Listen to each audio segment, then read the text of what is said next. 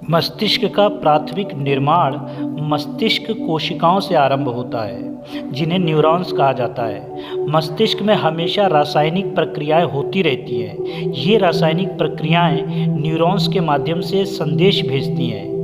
Neurons मस्तिष्क के रसायनों को छोड़ते हैं, जिन्हें न्यूरोट्रांसमीटर के रूप में जाना जाता है, और जो पड़ोसी यानी बगल वाले न्यूरॉन्स में इन विद्युत संकेतों को उत्पन्न करते हैं। विद्युत संकेत हजारों न्यूरॉन्स के लिए एक लहर की तरह फैलते हैं, जिससे विचार का निर्माण होता है।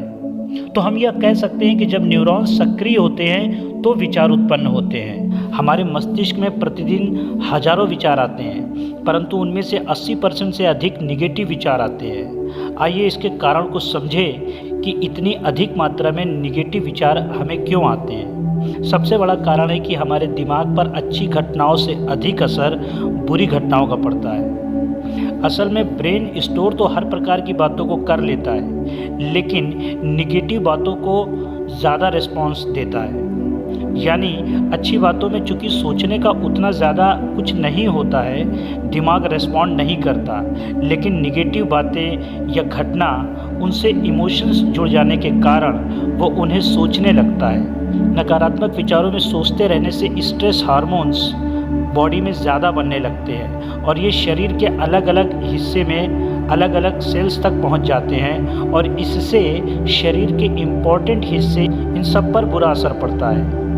जैसे इमरजेंसी में यूज़ होने वाला ग्लूकोज जो लीवर में स्टोर रहता है, वो भी खत्म होने लगता है, और इसीलिए बिना मेहनत के ही आदमी थका हुआ स्वयं को महसूस करने लगता है। तो कुल मिलाकर यदि हम स्ट्रेस हार्मोन्स को कम कर सके, बढ़ने ना दें, यानी बैलेंस कर सके, तो अपने आप निगेटिव विचार कम होने लगेंगे, यानी वो बढ़ेंगे नहीं।